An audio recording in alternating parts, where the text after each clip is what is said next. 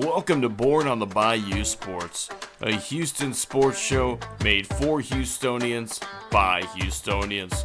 Join Tim Costello and Scott Barzilla every week as they break down the latest in Houston Astros, Rockets, and Texans news. Tim's a former minor league broadcaster, and Scott has written 2 books on the Baseball Hall of Fame. Yeah, if Javier could get it figured out, it would make things a lot easier because he was that guy everybody was counting on this year to be a Cy Young candidate, take that big step forward and help anchor this rotation with Framber. Since he's come to Houston, you can look at the development of guys like Carlos Correa defensively, Jeremy Pena defensively. I mean, you can Alex Bregman's, certainly I think a better than average third baseman. And now you're putting teams in 3rd and 8, 3rd and 7, 3rd and 9. Now here comes Will Anderson. Pin back your ears, let's go.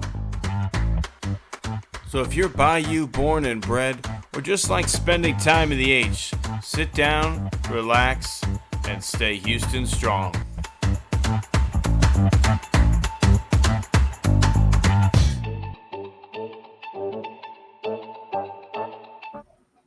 Welcome all my friends to the show that once again is talking about the fact that the Astros can't fucking hit. Scott, how are you doing today? Well, I am okay. Not Astros fandom, not necessarily, Tim. And that kind of brought mind a question that I had because I think our answers are going to be different because we're obviously at different ages. So what is the most depressed you ever felt as a Houston sports fan?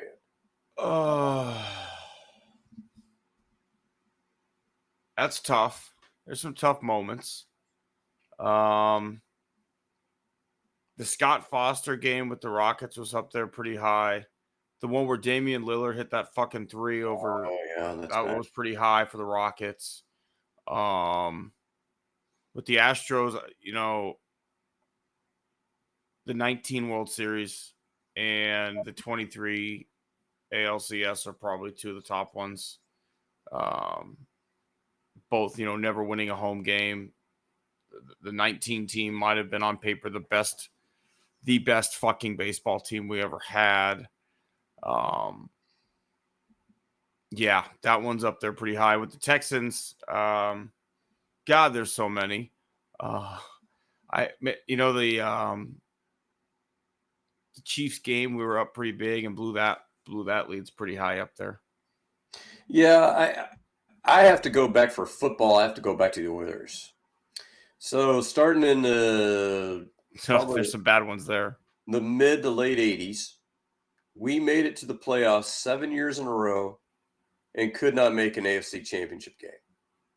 That has to be some sort of record. I can't, and of course, culminating that is, 35-3 against the Bills. And I knew it. It was one of those things that I knew it. We were up 28-3 to halftime. You have O.J. frickin' Simpson. I don't see any way the Oilers lose this game. It's like, fuck! We just lost the game. And I don't know how, but we did. But Astros, to me, 86 is a gut punch as a kid. Because, the thing about it was we had a 3-run lead going into the bottom of the 9th, game 6. And you just knew nobody was touching Mike Scott. Game 7 was Mike Scott's, and nobody was going to touch him.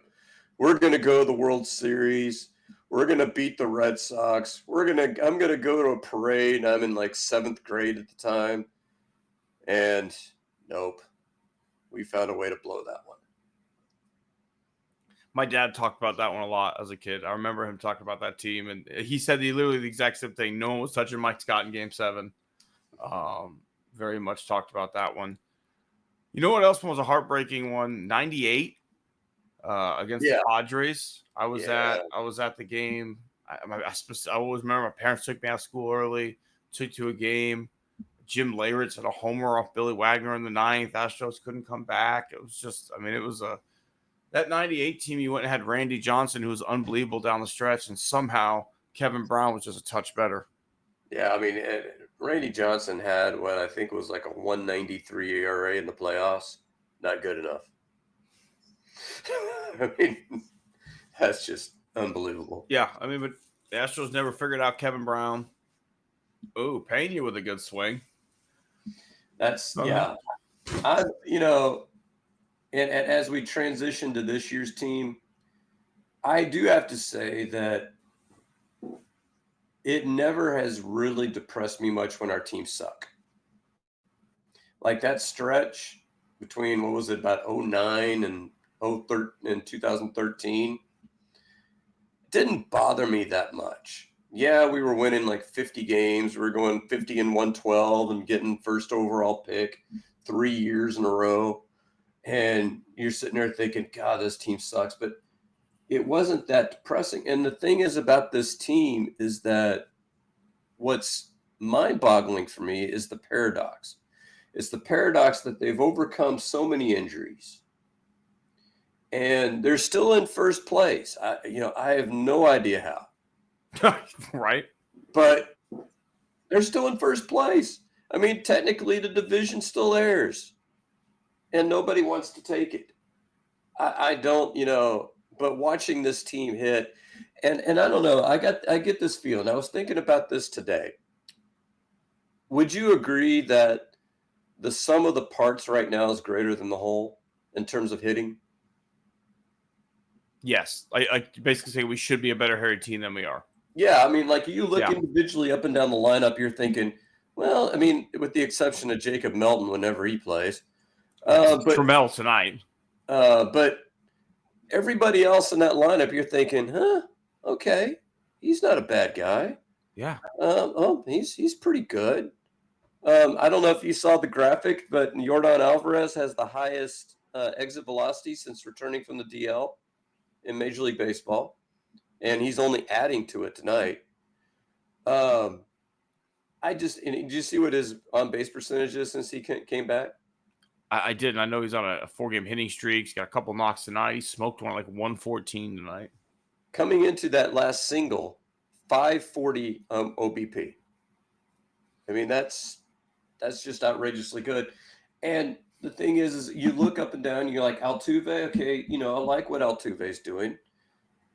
Balance, I mean, Correa's kind of hit a rough patch here lately, but, I mean, we like what he's doing overall. Obviously, Yordan's back. Christian Walker's been better in the second half overall. Yainer does things occasionally. Obviously, Jeremy Pena's having a great year. I was still trying to figure it out, Tim. Where are the runs? There should be more runs. There should absolutely be more runs. And you've talked about, like, we've looked at the stats. The runners on base average is similar to the bases empty average. It doesn't add up. It really doesn't, other than this team scores in bunches. This team hits collectively. This is like normally in years past, there's been a player who, like, even when the team is struggling, someone like steps up. It's like, I got us. I'll get us there. Yainer did it last year. Kyle Tucker did it the year before. Altuve's put this team on its back. But at no point this year has anyone stepped up and been like, I've got the offense for a little while, right? Like when the team hits, the team hits. When the team does not hit, the team does not hit. There has not been one player who rose above, and like even when the rest of the team was struggling, was 3 for 3 with 2 homers and a double, right? Like that doesn't exist on this team right now. Either they're fighting for a single fucking hit in a shutout performance for some random no-name starter, or they drop a 10 spot on like a former Cy Young Award winner, and there's no in between. Well, and I showed you pictures. We had a spur of the moment game. We went to the game on Friday night, and we were sitting probably about 5th, 6th row right behind the third base dugout. Oh, they're fantastic seats. We could see the Angels pregame, television. We could see all the Botox and the female reporter.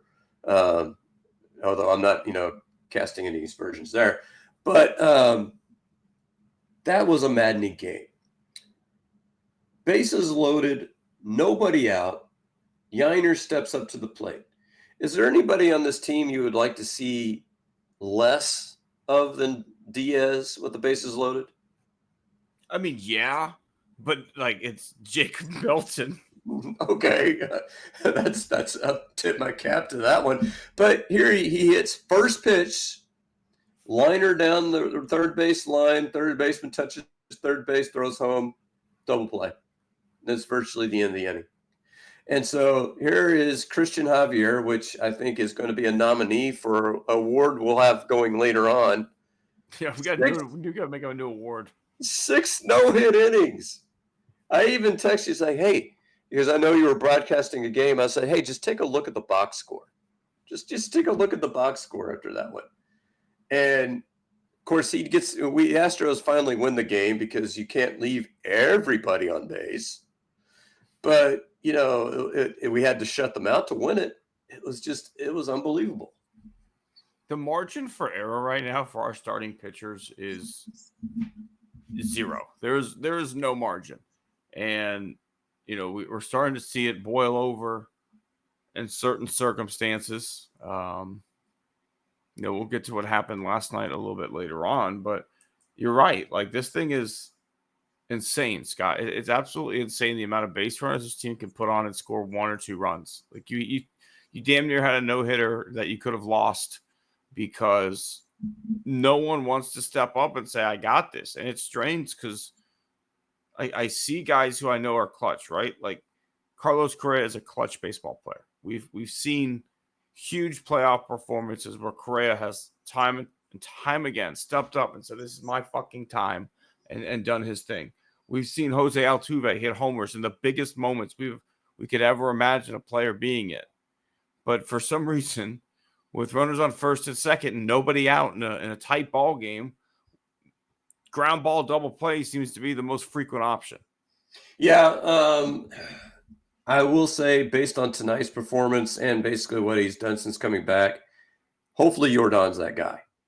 Hopefully Jordan is the guy that finally, sits there and says, I got this, guys. Just follow my lead. He is now 3 for 3 on the night. The Astros have clipped it to 4-3, Tim. Clutch ground out there by Altuve. Which might have been a double play had there been a runner on first. But, who knows? Who knows? But just let's talk a little bit about tonight's approach, because this is a team that loves to swing at the first pitch, and maybe it bites them in the ass sometimes. They went like 14 consecutive hitters without swinging at a first pitch, and all it did was get everybody down 0-2. Like, it's almost like they collectively said, like, hey, we're going to prove a point. No one swing at the first pitch tonight to show that that's not going to make a difference. Like, I feel like, and this comes down to the coaching that we've been so frustrated with. What's the adjustment tonight, guys? Hey, we're not swinging at first pitches at all tonight. Let them pump it in there. We want, you have guys who Altuve's got a 47% first pitch swing rate, is what they said, and he's now down 0-2 every time he's up there. Like, this is not effective baseball. Yeah, and Correa just is now 3 strikeouts on the evening. So not looking good for him. But I think the approach is so simple. It's that, and I was explaining this, to my dad and my brother-in-law, and it's like, there are some strikes as a hitter you can't do anything with. That pitch low and away, you're not doing anything with it. If you make contact, you're grounding it out to the second baseman or the shortstop. I mean, that's your option. So to me, the best approach would be, if it's a first pitch, if it's in a location I could do damage on, then you swing. But they just don't seem to have that idea. They just seem to have this idea of see ball, hit ball, whether it's one of my pitches or not. I'm going to make a statement, and maybe I'm wrong. I don't know.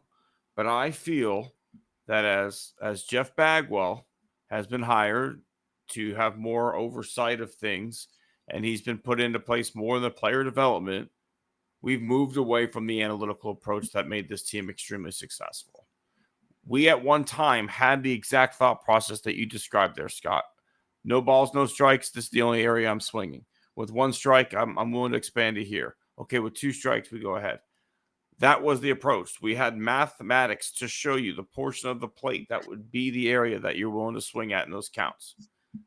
I don't feel like we're not the same team. And I feel like you can directly trace it to hiring a guy like Jeff Bagwell to be more integral in player development who doesn't buy fully into analytics, pardon me.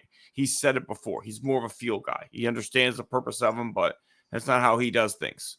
Well, for a lot of these players, it clicked. Altuve had his best season when you told him to only swing with less than 2 strikes at this portion of the plate. And now he's back to free swinging Altuve. That's not bad. But this isn't the track that put him in a Hall of Fame track. Well, and then what is so maddening about that is that that's who Bagwell was, a player. Bagwell was the player who would selectively swing. He was the guy that would take 100 walks in the season. And I mean, it's almost like the Joe Morgan syndrome, where Joe Morgan is sitting there bad-mouthing every stat in the book, and it's like, dude, you're in the Hall of Fame because you drew walks.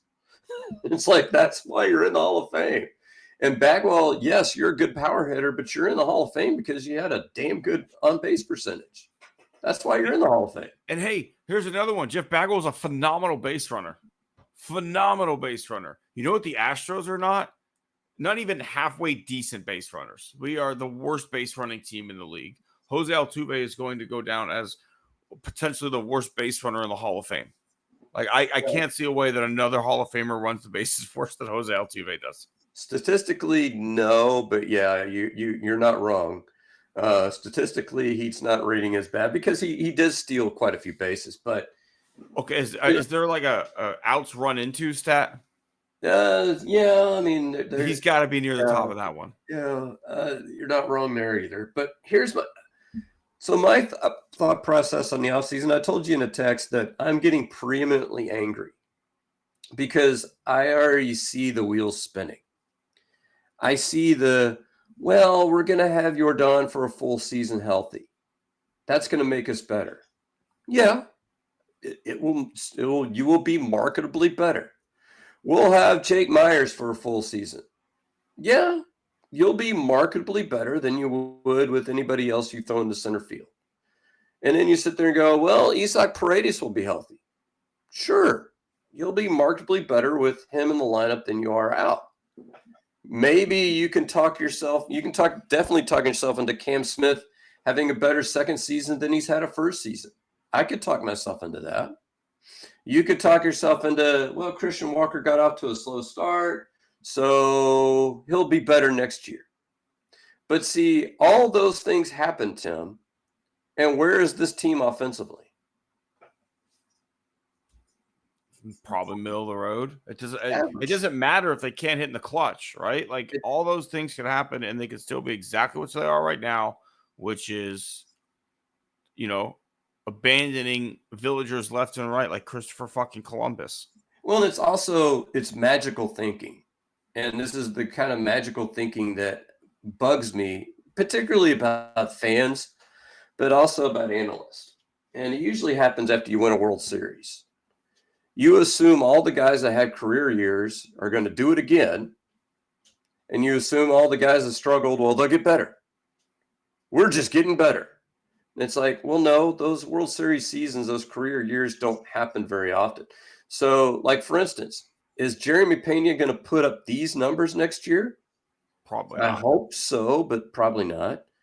I mean, he can be similar, right? Like, if he's within, one WAR, I'd be happy with that because he's going to be like a 6 WAR player this year. If he's a 5 WAR player next year, is that really okay? Yeah, okay. But is Jake Myers going to put up the percentage numbers that he's put up this year? I don't think so. I think this was like, but maybe I don't know. Like James Click bet his whole fucking career on this kid and saw something the whole way. So maybe he will. I don't know. Maybe he's the injury to the rotator cuff a few years ago really was that bad. I don't know. Paredes, now he's got his legs haven't become an issue.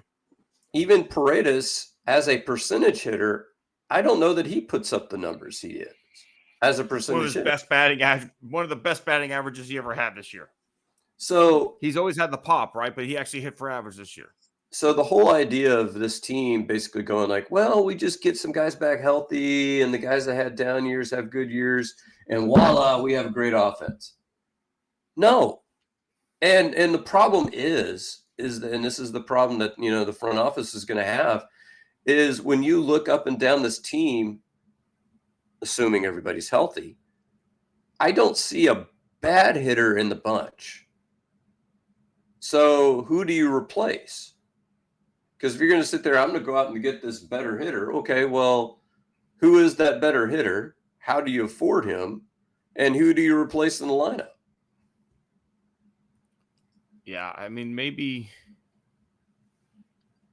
like, you really don't have a lot of wiggle room, right? You're going to have to trade somebody to get Paredes an everyday spot in this lineup the way things are situated right now, unless Paredes moves to second and Altuve is going to be your DH, or you swap Altuve and Jordan DH left field, and then you're completely full at that point. You're still looking at, you have two really good utility players in Dubon and Urias in that scenario. You've got a platoon in right field in that scenario with Jesus Sanchez and Cam Smith. And you've got a healthy Jake Myers, who, the way he was playing, and I don't think this is an unfair statement, in 2025, Jake Myers was a top 5 center fielder in baseball in 2025 when healthy, just based on the way he played this year. Yeah. So where are you going to get better? You're right. And so the only thing that I could sit there and see, like, I could, if you're going to keep Yainer Diaz, for instance, Victor Caratini is a free agent. Just looking at his defensive numbers, they haven't been good.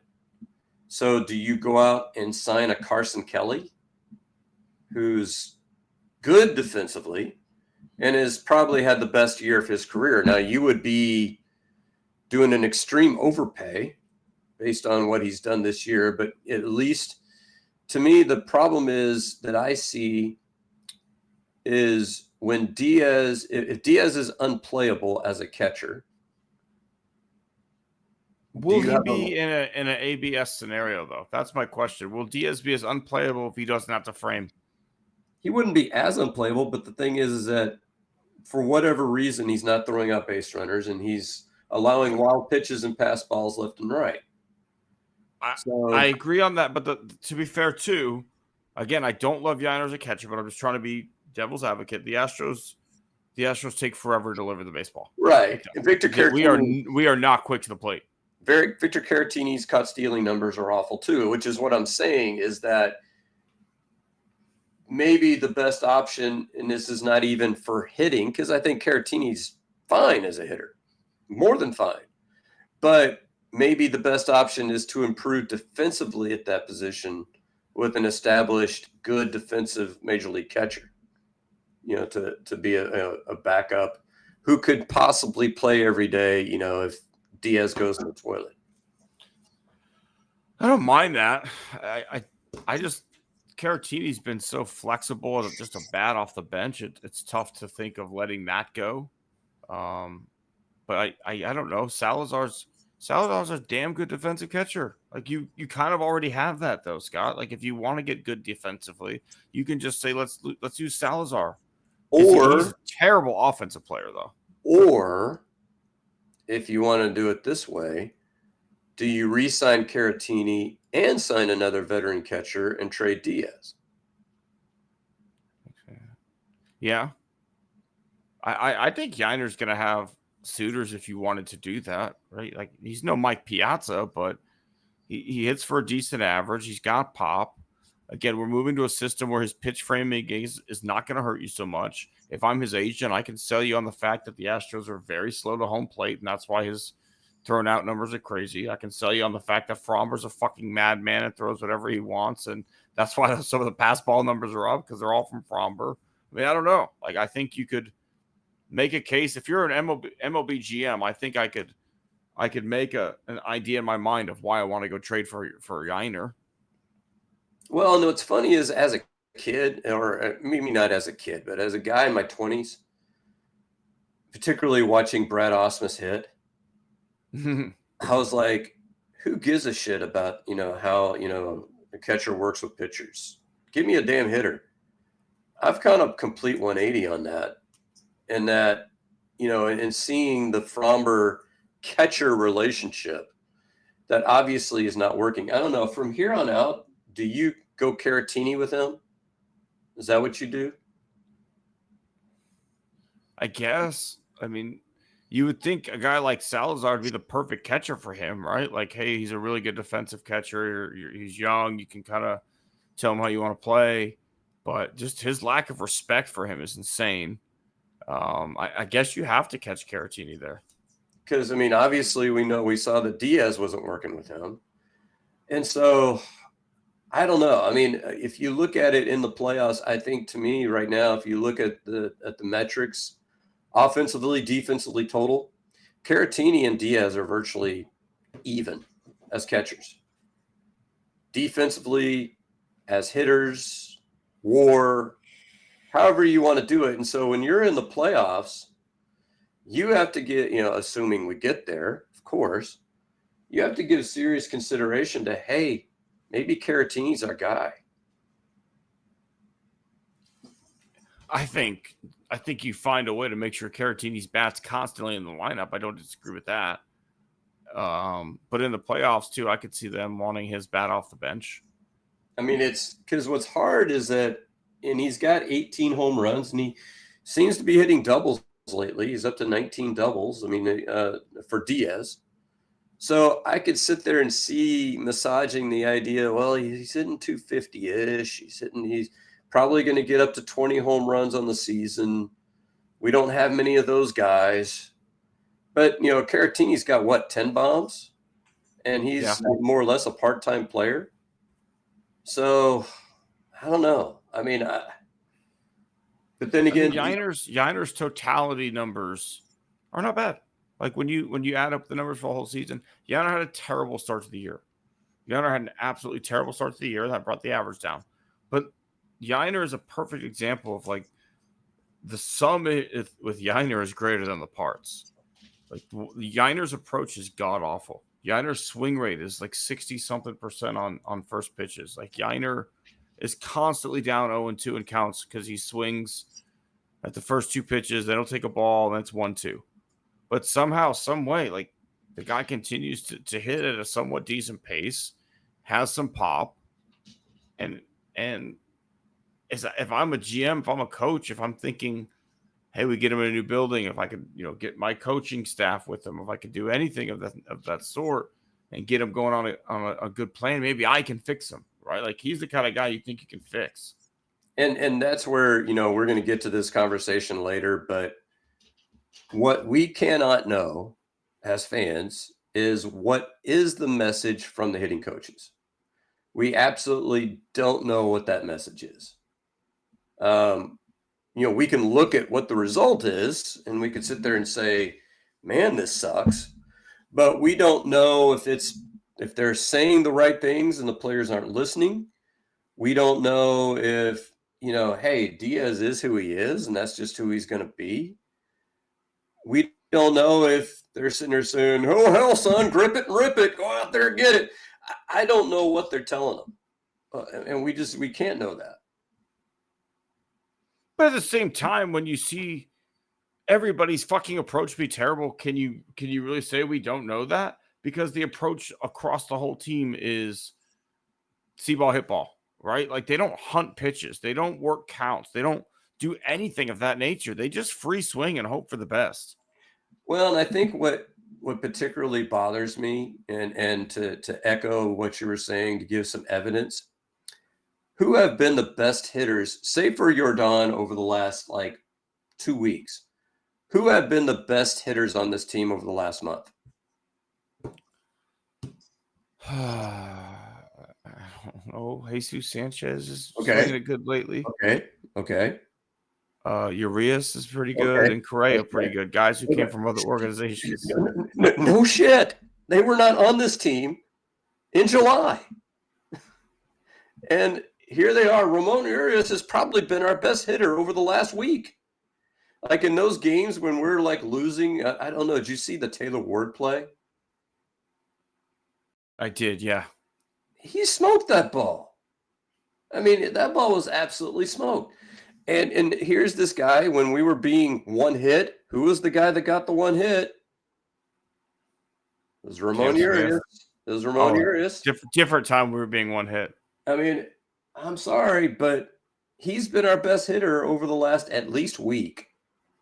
And Jordan, who has not been on the team, has been away from the team until August, is probably the other guy you would list as the best hitter. So what does that tell you, Tim? That the hitting coach is not having a very strong effect on the people who are around him on a day-to-day basis. I mean, you could sit there and say, okay, if I could list Jake Myers and Jeremy Pena. Those are two guys that I think have marketably improved this season. You would agree, right? Absolutely. Jake Myers, and even if you look at the underlying stats on him, his contact rate is up and his exit velocity's up. So he's hitting the ball more often and he's hitting the ball harder. So that to me tells me he's a better hitter than he's been in the past. Jeremy Pena, I think particularly in recent weeks, has shown himself to be more patient than he was earlier in the year. He's drawn more walks lately. But you take those two guys out, and to me, you can sit there and say Christian Walker's been great, but is Christian Walker really listening to these guys? I mean, to me, he's a student of the game. He's doing his own work. I don't see him as going to the hitting coaches and going, hey, Case, can you fix me? I see him as a guy going into the video room, watching his own damn self and going like, okay, I think I could figure this out. I guess I could see that. Yeah. I mean, I think for a guy like Walker, I would almost expect the hitting coach more to analyze some like pitch sequences or how he's being attacked. And again, I don't know what the Astros do. You and I both don't. But if I'm a Christian Walker and I know my swing and I'm a student of the game, I'm relying on my coach to give me the data that I need to go hunt pitches, right? Like, hey, in 2-2 counts, this guy throws this slider 27% of the time. Or, hey, they've come at you with this pitch. You're very susceptible to this pitch. So look for the right. Like, that's the things that I would want my coach to bring to me, not like, hey, your hands are too low. Well, I'm picturing like a John Daly type, hand inside the waist, kind of just leaning back like a park, like, just swing the bat, son. Just get up there and hack. I mean, that's what it seems like. Seems like fat guy in bike shorts, swing away. I mean, I don't know what to do with this group. Pitching wise, I mean, and I looked it up. Okay, so in my article, and this is obviously as of I think Tuesday, I'm just going to give you a wild guess. What is our rank in runs scored in the major leagues out of 30 teams? 30. No, we're not the worst team in baseball over the course of the season. We are actually 20. You said out of 32 teams. I said we're number 30. Out of 30 teams. There are only 30 major league teams. Okay, no, so 28. Not bad. Not bad. We're actually 23rd. We're actually a little bit better than you thought. What's our rank in runs allowed, Tim? What do you think? Out of those same 30 teams? 20th. 6th. Really? Yes. I feel like the pitching staff is the area where you could update or upgrade, because I feel like we have more non-competitive starts where just like our offense has no chance. So that's one area where I could see them going like, well, we just get healthy, man. We're going to get out there and get her done. I don't know if I buy into that approach either. I think if I were them, I would get one mid-level starter just to, feel good about things. Looking at Christian Javier's underlying numbers. So when he was really good, I think was it in 23 or 22 that he was really good? 23. His numbers. 22. You're right. We won the World Series in 22. It was 22. His underlying numbers look the same. Yeah, now, he's got that Abysmal going again right now. It's 4 starts, but we're talking just the number of hits versus number of innings pitched. We're talking xERA. We're talking all those things look very similar to that 22 season. So remember in 23, we thought, hey, he's going to be good again. He's going to be one of the best pitchers in baseball. And it didn't happen. And then, of course, 24, he gets hurt. So, and Luis Garcia, to me, looked really good in his first start back. So I could see them talking themselves into saying, "Oh, there's 2 starters right there. We got Hunter Brown. There's 3. Do you Jason want?" Alexander, that's 4. Well, yeah. I don't know. I don't think they're going to do that. So to me, you sign a guy, just another guy, another dude. You got. Do we assume Spencer Arrigetti's going to be healthy? I don't know. Maybe does he have TJ on the come? I don't know. But assuming Spencer Arrigetti is healthy, you would have 4 starters there that you're like, yeah, I feel pretty good about this group. To me, you add 1 guy to that mix. What I do know, and I'll let you comment a little bit further, I don't know that I want Lance McCullers anywhere near that group. No, I was going to say they're going to probably what's the next one they're going to say is, well, Lance is going to have his first healthy offseason, had a year back. I don't know. I hope for his sake he just calls it quits after this year. Hey, you came back, you made it back, you contributed. We appreciate all you've done. Hang it up. He's got 1 more year on the deal. So I could see them, doing the old-fashioned NBA, what they call that, where they space it out and buy out the NBA buyouts, like what they Milwaukee did with Damian Lillard. Yeah, I saw it. Yeah, 4-4. Jordan, you're right. Maybe Jordan's going to put this team on his fucking back. So but even with this game, with the fact that you have Arrigetti going on the shelf. Now I was going to ask the question of whether do you wanted a 5-man or 6-man rotation. Well, now that choice has been made for you. You have to go a 5-man rotation because I don't want Lance McCullers anywhere near this rotation. No, they said they're keeping him in the bullpen. I want him, and I don't want him anywhere in a competitive game. I want him to be Chas McCormick. And in the minors. Well. Hey, dude, we're down 18-3. We need some innings from you. We need some innings from you. Can you close out the game for us? Give us, It's really sad that it's come to this because I have nothing but respect for Lance McCullers. I think Lance is one of those guys that you never had to question the effort from Lance McCullers. You never had to question, like, how bad does this guy want it? There are times, right, when you watch certain guys out there, Framber. There are times you're like, is Framber even fucking trying right now? That was never the case with Lance McCullers. Well, his last body outing just is done, right? Like the body is telling you, I'm fucking done. His last outing, he was great for an inning. And then they sent him out for a second one. But when you can only pitch every 3 days, can you really only use him for an inning in the bullpen? Like, if you're going to be that guy, I got to get 2 or 3 out of you. Maybe September you can. I don't know. I mean, in next year there's got to be something. And I'm with you on the fact. Well, and here's my question though. Let's look at our list of guys who should be coming back. So I'm going to throw JP France out of the gate here because I saw him pitch Sunday night and I was not impressed. When does Ronel Blanco get back? 6 years from the start of his injury this year. Okay. I see what you're doing there. But in all seriousness, he's going to be back at some point next year. I'm trying to think, is there anybody else? Wisniewski. He looked pretty good in his 2 or 3 starts he had. I had no issues there. He'll be back at some point next year. I'm trying to think, is there anybody else who we lost? That's it. Trying to remember. That's it. So I could see them talking themselves into going like, hey, let's just cobble together a rotation. Let's see what we can do. But to me, if that's your tact, what you need to do is you need to go ahead and get yourself a 3rd legitimate late inning reliever so you can shorten the game. I'm fine with that. Like I'd rather, if you tell me that the rotation is just going to be healthier next year, that's great. Go get me 2 flamethrowers. Not even one, Scott. Go get me 2.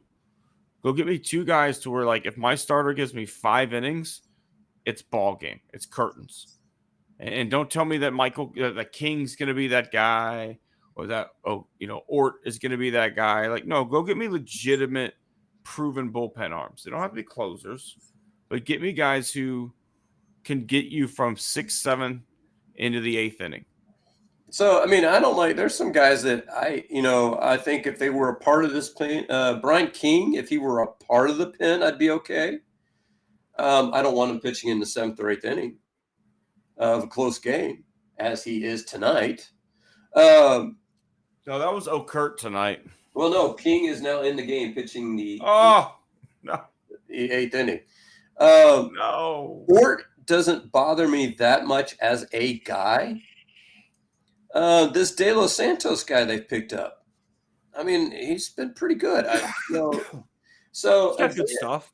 Again, this bullpen, this rotation, this lineup is all the same to me. And then it's like every guy you look at and you go, he's not bad. I mean, think about it. I mean, with the exception of McCullers and Melton, is there anybody on this roster who you look at and go like, oh my God, that guy sucks? I don't want any part of Craig Kimbrell. I'd like to see him. I'd like to see Kimbrell gone. Trammell hasn't been horrible. He had a nice start to his time here, but like basically since the Yankees series, the first one, he has been awful. What's funny is he was in the lineup playing for Sugar Land on Sunday night.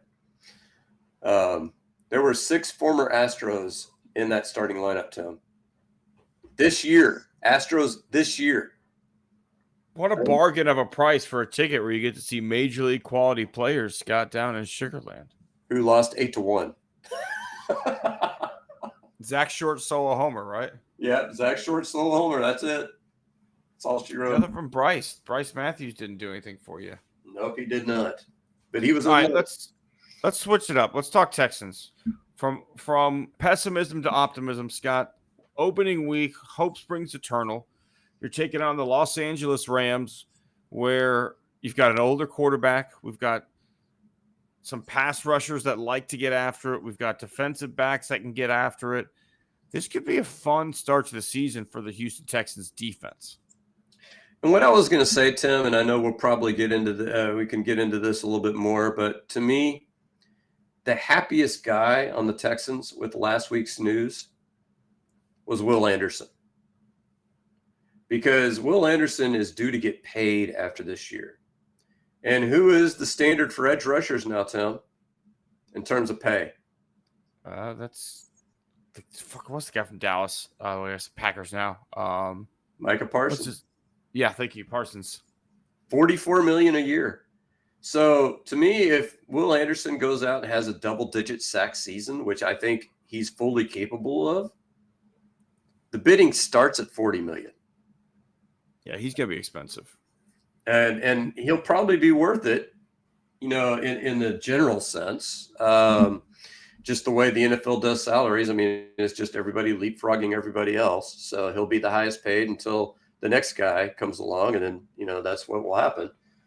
But I don't know, Tim. I saw the Rams were favored by 2.5 points, and I'm like, is Vegas smoking some crack? How are the Rams favored in this game? I mean, I can see. I mean, Devontae Adams is a Ram now, right? Yeah. I think that's one of the ones where the names on the roster are maybe getting a little bit more respect than they should. To me, when I look at that Rams team, that's an old team. That's a quarterback who has been banged up in the preseason too, right? Like he's not exactly moving around well right now. Got some back issues, and we're a team that gets after the quarterback. We're a team that shuts down the run. I don't think Kyron Williams is going to have a great day on Sunday. He's not, and he's not what you would call a mobile quarterback, even under perfect conditions. And to me, there's one thing that's hurt the Texans over the years. It's been the mobile quarterback. I mean, Lamar Jackson, kicks our ass every time he plays us. And Patrick Mahomes is mobile enough. He's not Lamar Jackson because nobody is. Lose contained is the problem. Yeah, but do you need to contain with Matthew Stafford? No, you do not. And so, I mean, to me, you got Daniel Hunter, who I think is, either just shy or around the 100 career sack mark.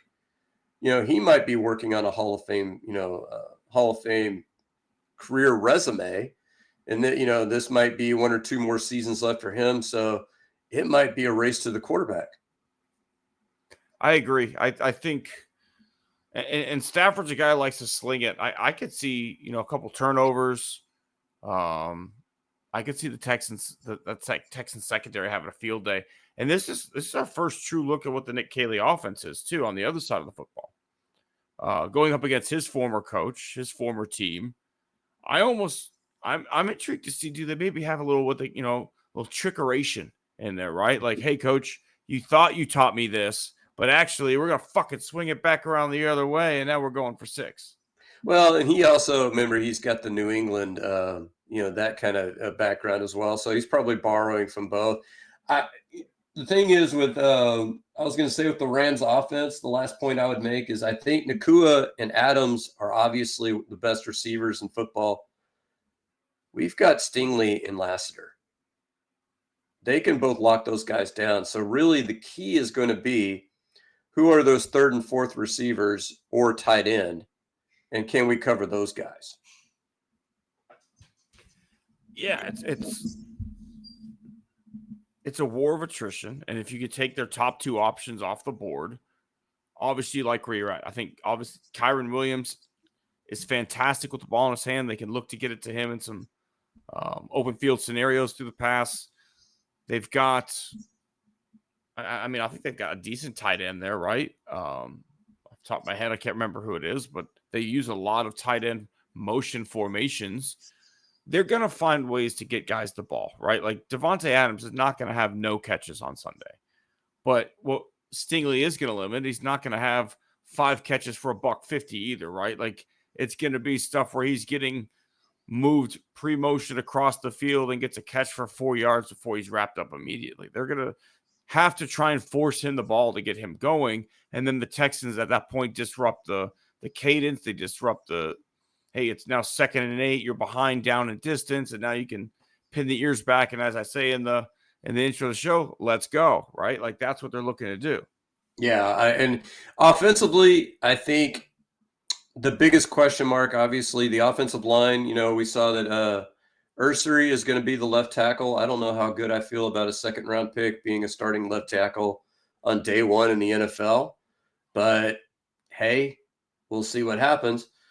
I don't know. Normally, I'd agree with you, but everything out of everyone's mouth about that kid makes me feel like he's really something special, right? Like, oh yeah, he literally called CJ the night he got drafted, and he's like, "No one's touching you. Like, I'm gonna make sure no one fucking touches you." I like that. Like, that's what I want to hear. My question is, what does Nick Chubb have in the tank? Because if he is 2022 Nick Chubb, let's go. I mean, we might be going to the AFC Championship game if that's the Nick Chubb we're getting. I don't think that's the Nick Chubb we're getting. So can we get 90% of that? 80% of that? That's kind of the question, right? Yeah, I saw the same thing. Astros. I don't think we're gonna get vintage Nick Chubb. If we can get 4.5 yards a carry and get him 10 or 15 carries a game, I think Woody Marks is going to be a little more integral early on in the season. A guy I've looked at in fantasy, and CJ Stroud seems to think Dameon Pierce is going to have, as he said, another good year. I don't know. It's been a few years since we had that first one, but he wasn't there for that one. But I mean, realistically,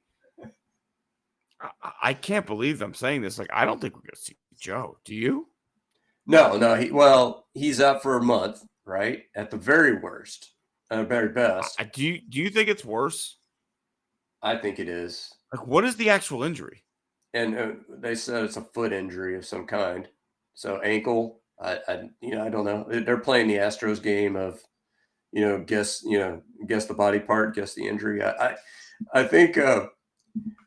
What if you found out he got bit by a shark like over over the Well, fucking summer break, right? That's when they kept it quiet this whole time. It's a foot injury. It's like half his foot is gone from a shark bite. And you're just like, he might miss a month. We don't know. It's just like, what the fuck? was he going to Tom Dempsey it out there? What the hell? I mean, I, what kills me though is that if you don't want us to know, that's fine. But if you knew, why aren't you looking at adding to the running back room right before the But season? maybe that's why they got Chubb. Maybe that is exactly why they went and signed Nick Chubb, because they knew. Yeah, I guess, When they signed him, we were like, that's nice, but like, him and Mixon together, yada, yada, yada. But now looking at it, it's like, okay, maybe Nick Chubb is leading this room a little bit with some of these other guys there just in case Nick Chubb doesn't have it. Yeah, I would have liked to have had, who was it that they traded the Commanders traded Williams? Was it Williams? Yeah, that would have been a nice pick. A 6th-round pick is all they had to give for that. And so I would have liked to have just added to that room because to me, I can't trust Pierce any further than I can throw him. And with my bad knee, I can't. I shouldn't really be throwing anybody. I think British Brooks and Woody Marks are better options at this point than Dameon Pierce. OG, hey, he's a better option. I'm intrigued by the Iowa State brothers. I want to see, what they bring to the table. I'm intrigued by Christian Kirk as well because, I think he's a good I think they're going to do the same thing to Nico Collins that we're going to do to Adams and to Nakua. So it's going to be those secondary guys, whose secondary guys show up and play better. Is it unfair to say I think we have, if you take away our top 2 receiving options, right? Let's say it's Nico and I don't know, tight end, right? Maybe those are the top 2 Schultz for the Texans. I think our next options are better than what the Rams have. Yeah, I think some of them had really good PFF grades. As I came out with an article that's coming out tomorrow, so that kind of surprised me. But they're not names I've heard of, so it's kind of a different, and sometimes those PFF grades can get a little wonky.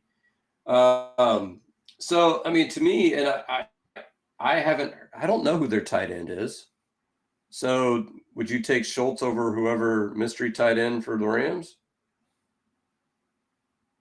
Probably. So, and then of course, you've got special teams, which always plays a role. And to me, you've got probably the best special teams coordinator in the business on your sideline. So it's again, I don't know where this 2.5 point spread is coming from because it's a home game for the Rams.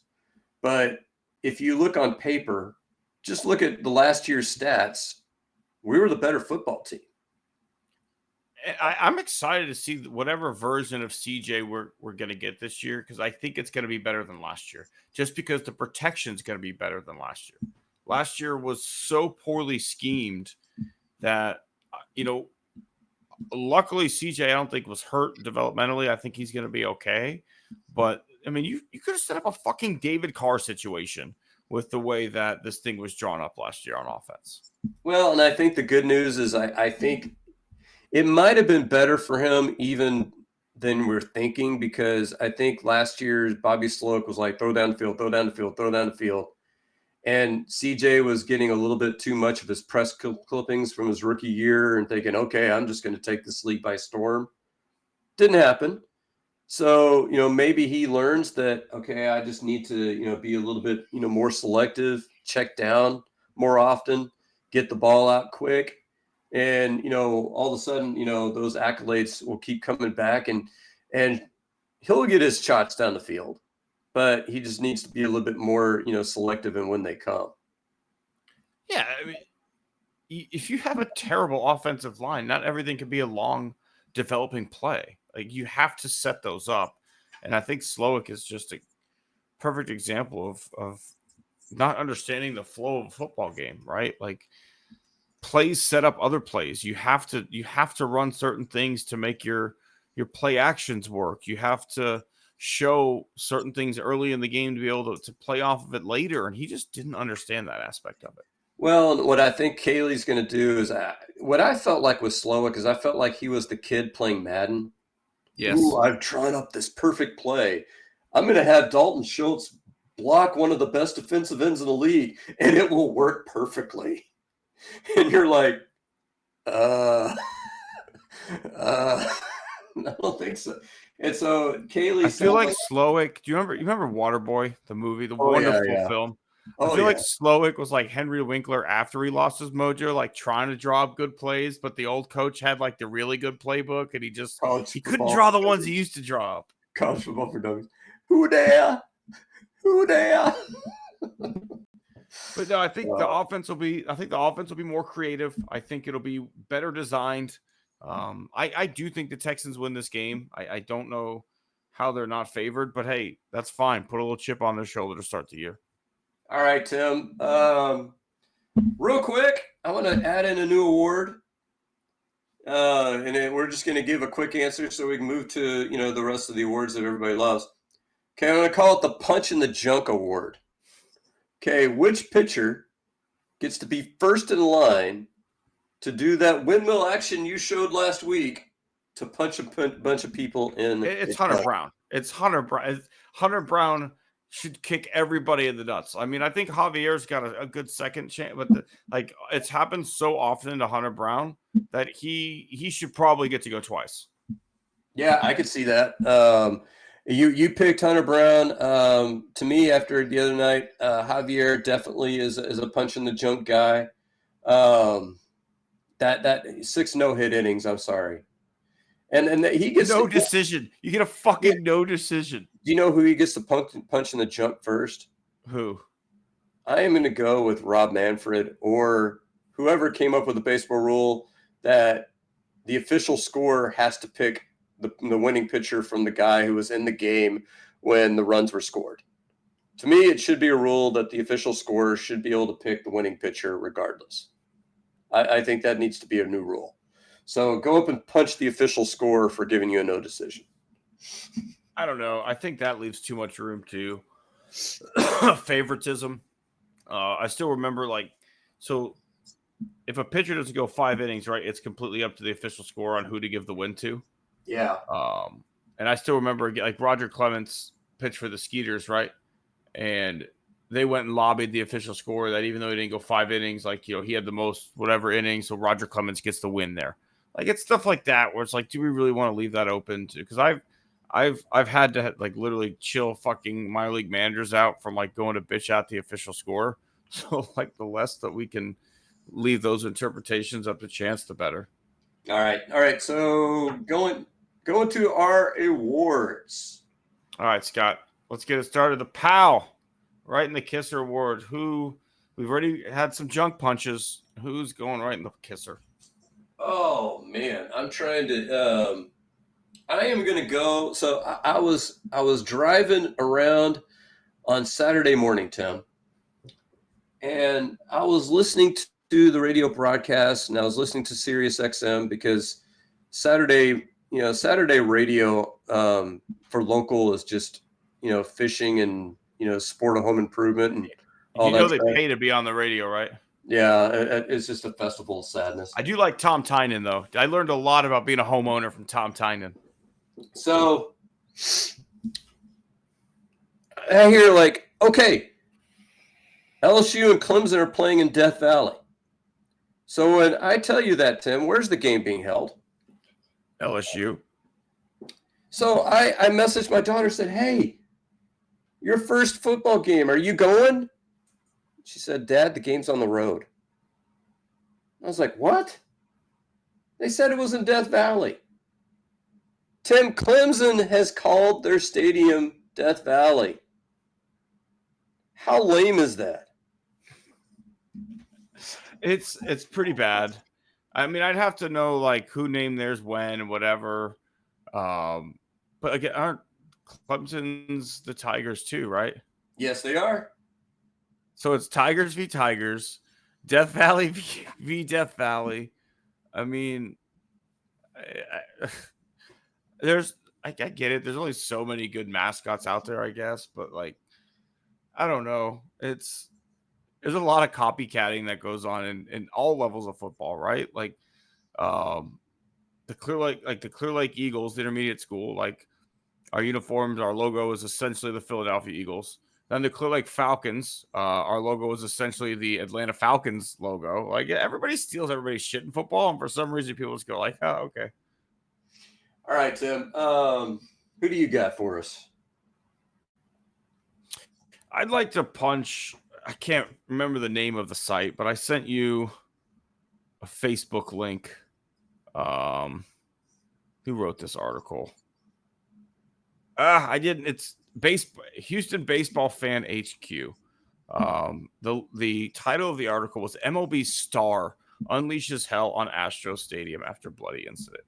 So realistically, I'd like to punch Joe Adele in the face for what he had to say about Minute Maid Park and having a scoreboard made of metal, and how dare him. I'm like, there's a fucking brick wall in Chicago and Wrigley Field. It's covered with ivy. It's covered with ivy. It's covered with ivy, right? But like, I'm sorry that happened to your teammate. I am, but like, it's part of the game. It sucks. I get it, but it's the way the stadium is built. And then on top of it, how do we call this guy a star? Joe Adele is anything but a star. You compare him to Adam Dunn. I think that was maybe a little stretch, as Adam Dunn has 462 home runs. If they want to call him a slugger, I'd be like, okay, he's got 32 bombs. You can call him a slugger. But realistically, I think what we can call him is a guy who's going to get pow right in the kisser, Joe Adele. That's a good call. And I would not call him a star. No, he's not a star. He's got an 800 OPS. I mean, which that's, he's having a nice year. Yeah, it's a nice year, and he was a hot prospect at one point. But yeah, I'm kind of with you on that one. So, all right. So moving on to the horse's ass. So I'm going to start off with an apology. Who are our hitting coaches, Tim? Cintron and Snedeker. We have been all over Cintron. Just kicking him in the junk week after week after week. How about a little love/hate for Snedeker? Because both these hitting coaches are not doing the job. They're not doing the job. They can divide the labor any way they want. That's the beauty of having two hitting coaches. They can both sit there and point the finger at the other guy. Hey, I'm telling them good shit. This guy's the jackass telling them bad. I don't know. I honestly don't know who's telling them who, what, when, where, and how.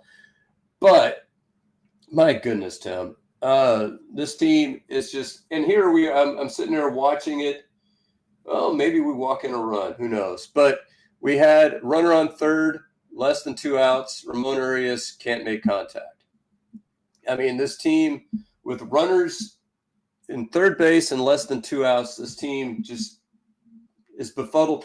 How many times in the last week have I seen runners at first and second and somebody bunt the ball back to the pitcher who can just, now throw to third base and get the force?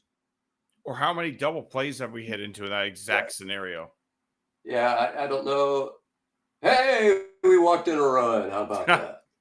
Thank God that they went to the closer. That's the rally that I want to see. That's what I'm talking about, right? I was just hating on Trammell for his inability to get it done in clutch. But again, this team, please can we get some new hitting coaches? Even if it's not their fault, even if it's a hitter problem, they're clearly not listening to what you're saying. So, we have made this suggestion before in the past. Do you think major league hitters would listen to Michael Brantley? Yeah, I would. Do you think? I think the real question is, Scott, would they listen to Michael Brantley's dad? Because that's who I think the guy who trained Michael Brantley is who I want in there. Well, I mean, I think he knows hitting, but to me, almost what I want is somebody who, listen, Yiner, I was like a 5-time All-Star. I know what I'm doing. Listen to me. I mean, Brantley's dad can sit there and say, I trained a 5-time All-Star. Listen, and that's nice, but I want somebody who's got the pelts on the wall. Bagwell was good when he did it for a short time. He just didn't want to do it. I just don't think he likes the grind. But somebody who these guys can sit there and say, you're going to do it this way because, listen, I did it this way and it worked for me. I'm going to give you one. We already 2 names, right? 2 great names and 1 worst case scenario hire, like literally worst case. You said one already, Michael Brantley. Second one to me would be Lance Berkman. Oh, yes. I think Lance would be great. Get me on now, board. Let me hit you with the worst case scenario that could probably be likely based on the relationships that these people have together. What are your thoughts on hitting coach Ausmus? Because I think that's the worst case scenario. Look what I did. I couldn't.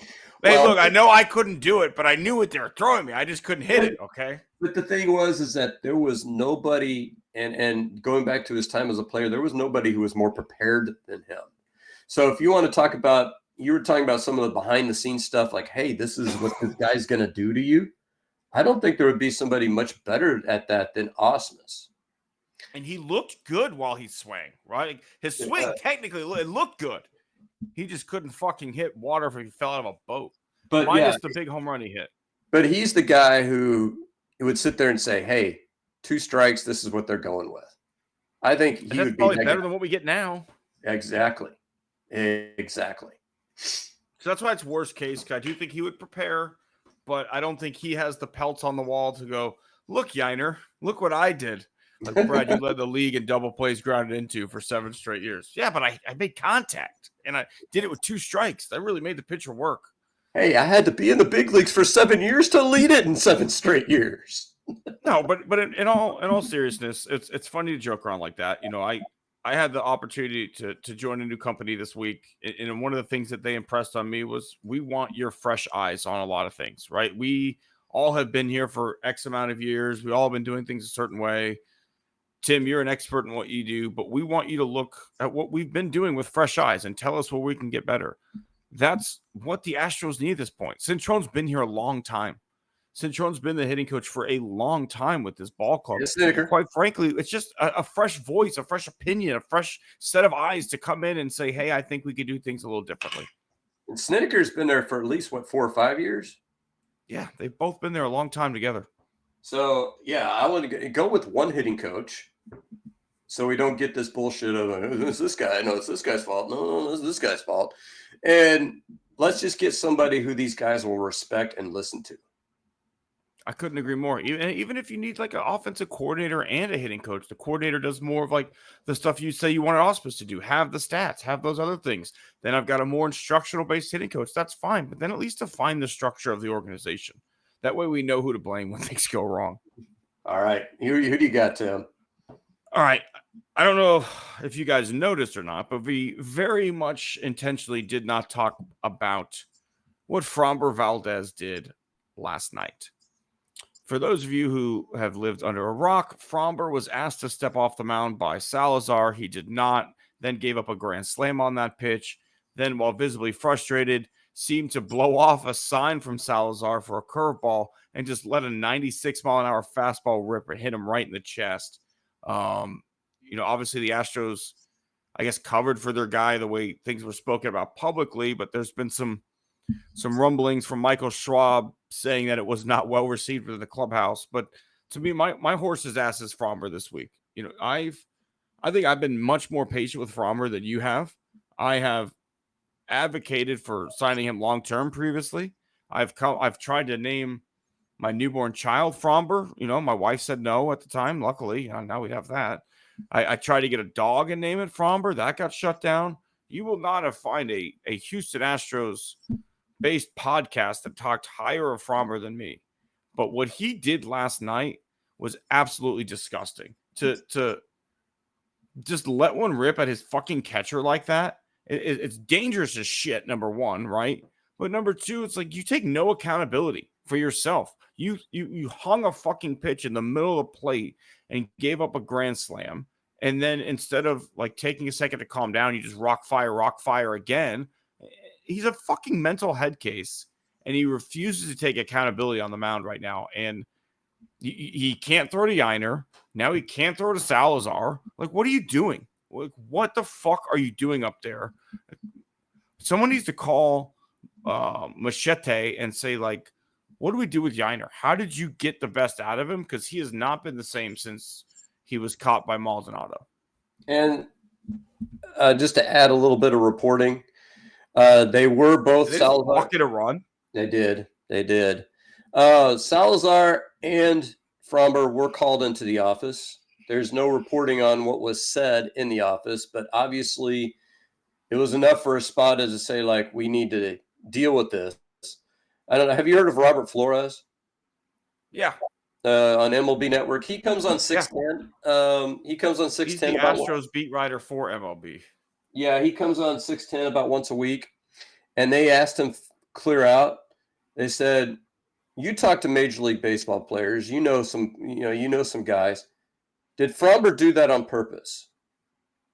And so Roflo, as they call him, was like, I don't want to, betray any confidences, so I'll just say it raised some eyebrows. How about them Texans? And so he actually said that. I mean, he actually tried to segue into the Texans after he was not comfortable in that conversation. So I'll leave you to interpret that how you will.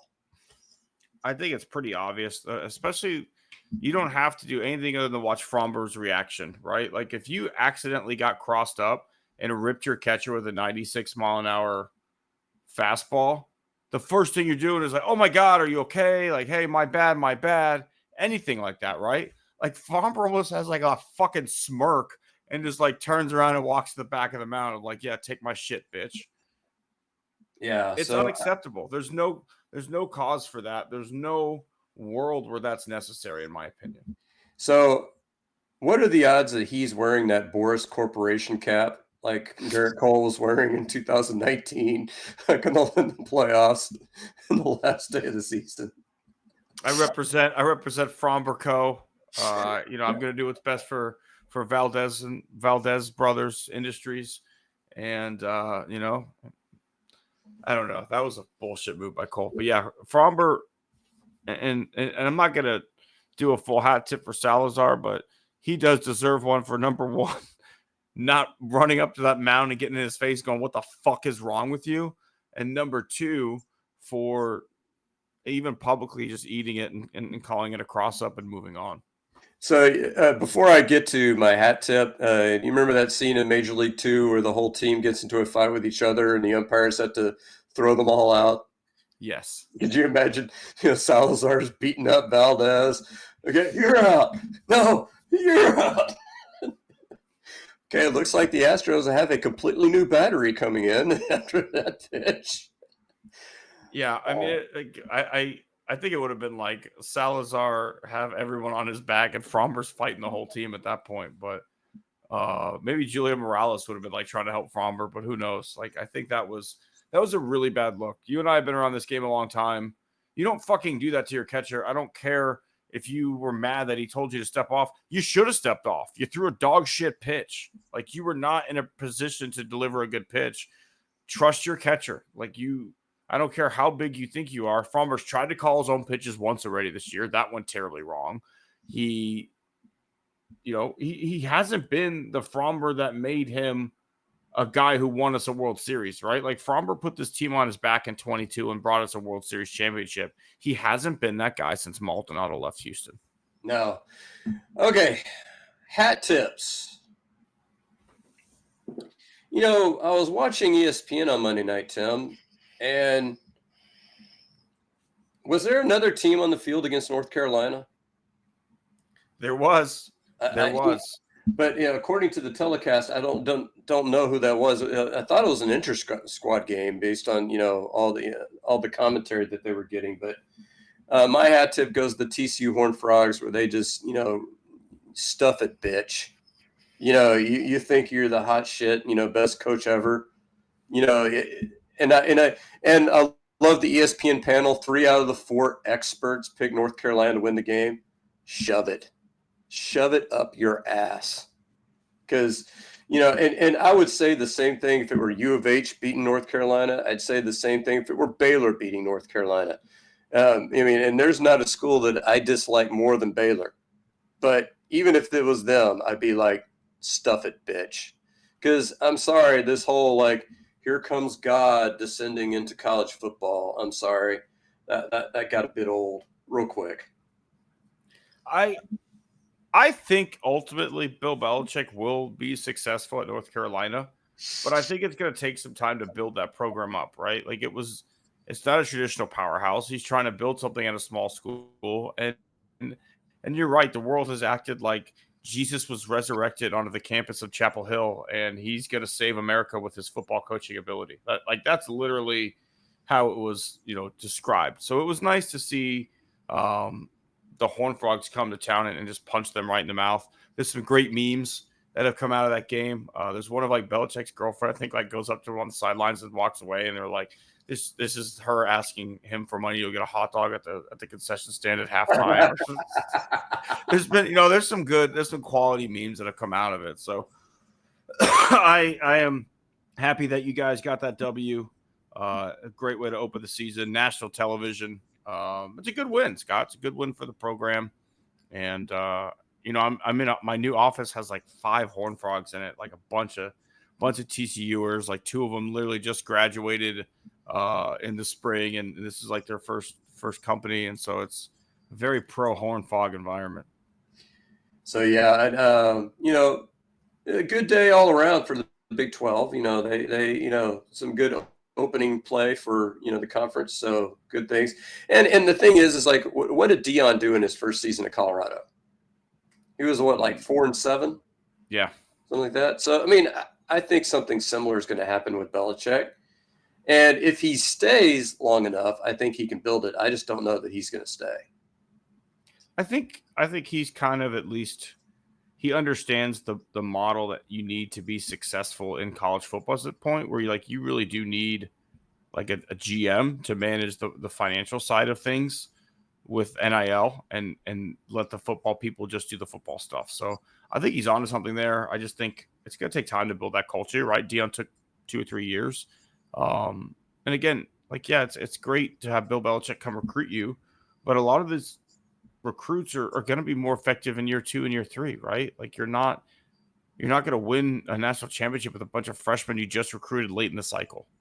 That takes time. It takes time to build out your roster. So I don't think he's going to be unsuccessful, but I do think it was fun to watch ESPN have to take a big shit burger on national TV, because that the only reason that North Carolina gets a game on national TV to start the year is because Bill Belichick's the coach there. All right, Tim, who do you got? It's a tough one, Scott. There's a lot of available hat tips to be found. But I'm gonna hat tip. I'm gonna hat tip the wife this week.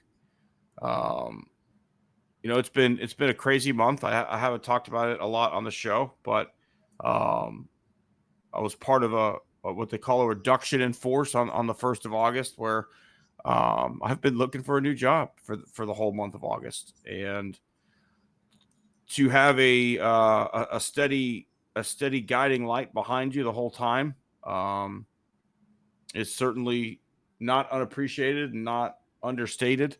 I had the opportunity to take my wife out on Saturday, went and had a nice dinner, and went and saw a friend's band play at a bar to celebrate.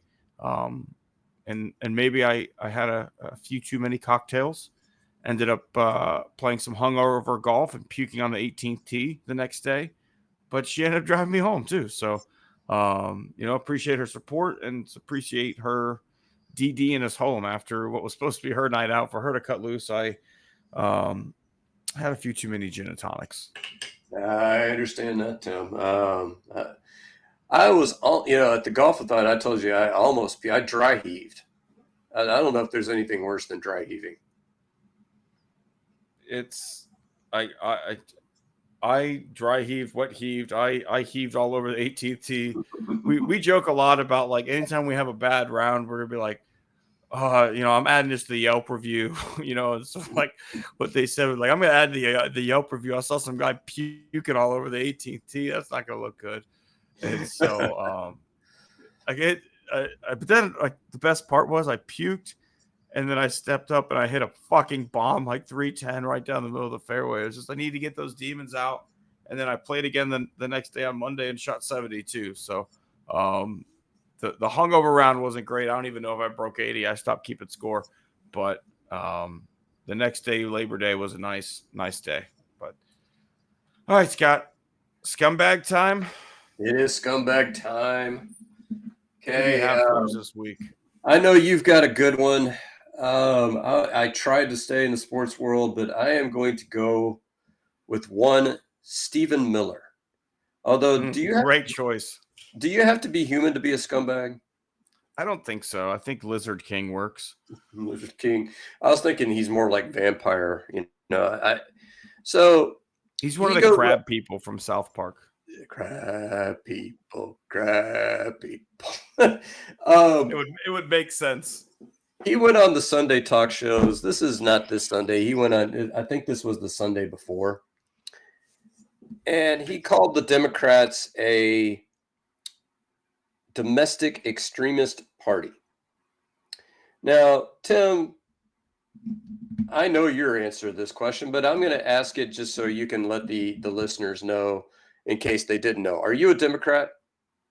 No, I guess independent. I'm left of Democrats. I am probably left of Democrat these days as well. So so calling the Democrats a domestic extremist party, I suppose, might piss me off. But then again, does that mean that we are more extremists than the Democrats? Oh, they would definitely believe that we are much more. They would call us radical leftists.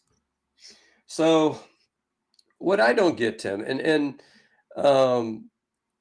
I know somebody. I'm not going to reveal sources because this is I don't want to put anybody on blast, but I know somebody that went to high school with him, Tim, and they said he was an asshole back then. So apparently, when he ran for student body president, his platform, and they have video of this, so I'm not making. Did he run on white supremacy in high school too?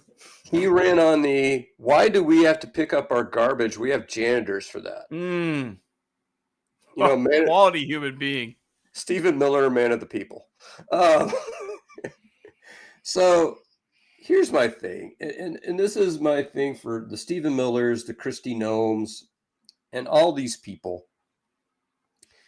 You can do all the fake crap that you want to. You can call the Department of Defense the Department of War. Ooh, I'm scared. You can do all that bullshit. But see, the thing that gets me is that it's not the fact that you are doing all the things that you're doing, but you're doing things that are purposefully cruel. Purposely cruel.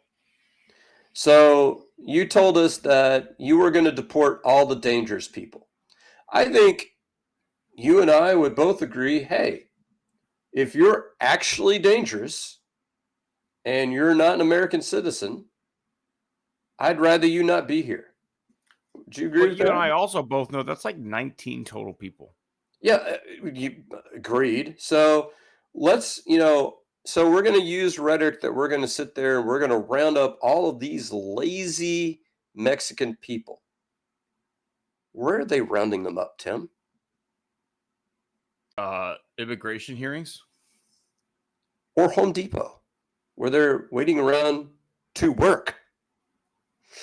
So, and actually going to places of work, maybe construction sites, maybe, some other places where, maybe, farms and fields where, and also doing nothing to the people who are hiring these people who are supposedly illegal and shouldn't be here. They're just rounding them up and taking them without ever doing anything to the people who are actually keeping them there. Maybe there should be some punishment for hiring those people. I don't know. I don't know. And poor Randy Marsh, he's trying to, do his marijuana farm, and they just come in. Keep taking my Mexicans. Taking all this work. I'm in a hole. But back, seriously, it's not the fact that you're deporting people, but you're deporting people in the most inhumane and grotesque way humanly possible. And the purpose of it is the cruelty. And so anybody that does any of these things and advocates for any of these things and then has the unmitigated gall to tell me that I'm a radical, that I'm an extremist, because I want people to have basic human rights? Huh. Guess that does make me a radical. And I think you would say that all of our founding fathers were radicals. You would say most of the people that have been in government for the first 200 plus years of our nation's history, most of them were radicals as well. Most of the people who've been on the Supreme Court, like, the ones who, heard the Miranda decision, those radicals back in the 60s. And those radical, Earl Warren, that radical Republican judge who was on the bench for the Miranda decision. I mean, it's unbelievable, Tim. And it's, and the fact is that these are the people. It's not the dilapidated shit that's, got fat cankles and, has bruises on his hand and disappears for a week. He's not really running shit. It's all these other people that are running shit. And he gets the very worst people in humanity to do it. And, JFK Jr., I couldn't, think of a worse guy to be in charge of the nation's health. Dr. Oz, yeah, let's put him in charge of Medicare. That sounds like a great plan. Let's put the guy who's a day drunk in charge of the War Department. Let's make, the one who's drinking box wine on the Fox studio, let's make her a district attorney, national attorney in Washington, D.C. That sounds like a great plan. Did you hear about that case where somebody threw a sandwich at the and they couldn't get a bill of indictment, and she's like, we're going to charge them with hard crimes. 2 years they're trying to get for fucking throwing a sandwich at somebody. They can't. I mean, these people, Stephen Miller, chief among them, but all these people, it's not that you're conservative. That's, I know a lot of conservative people, and most of them seem to be basically good people. Maybe a little racist, but who knows? But it's the worst of the worst, Tim. It makes it tough to get through the day. I mean, it's the Tea Party conservatives that are really the problem, right? Like that combination of libertarian, selfish values mixed with like Christian fascism, right? Like, I got mine, fuck you, and it's just, that's become the American way, right? Like the richer you get, the less you give a fuck about anybody else that helped you get to that point, right? The government programs that allowed you to succeed and be successful again.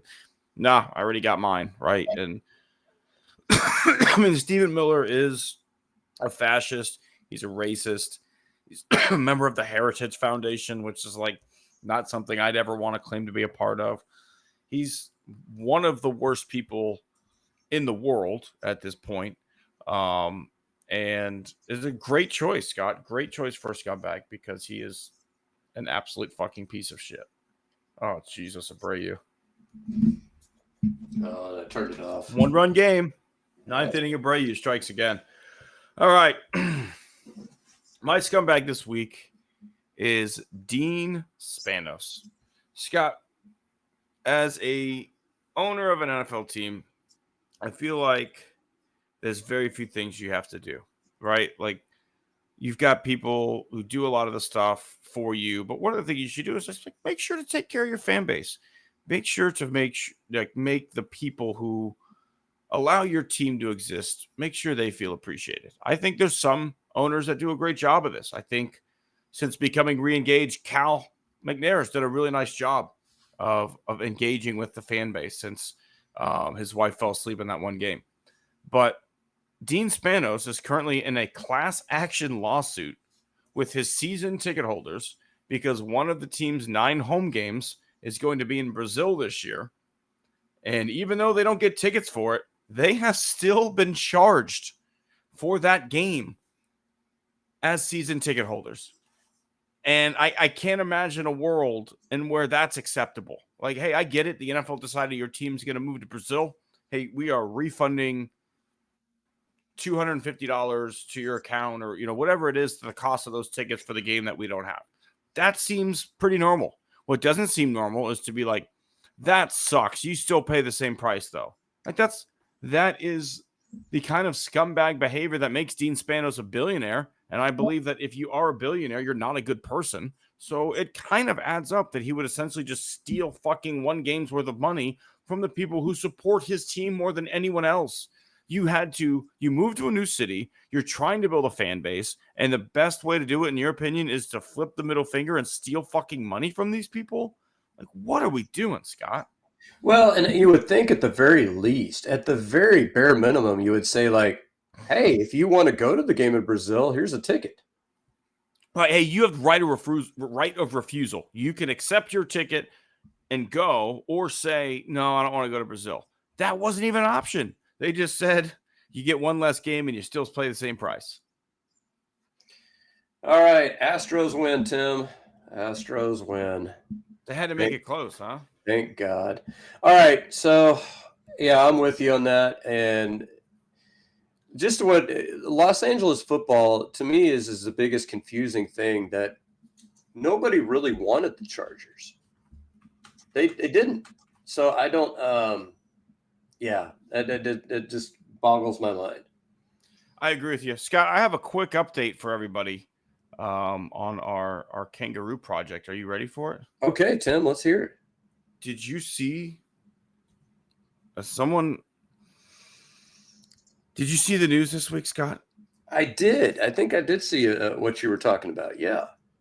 We've tried our hardest to not allow people to know the location of our ruse, right? Because we knew things like this would happen. We knew there would be ruse on the run. And that's what happened now, right? North Texas, there was a kangaroo on the run. Police had to get involved.